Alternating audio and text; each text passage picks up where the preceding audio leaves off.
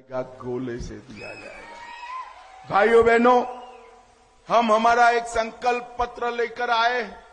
आज दूर ऊंची ऊंची पहाड़ियों से आप सब आए हैं।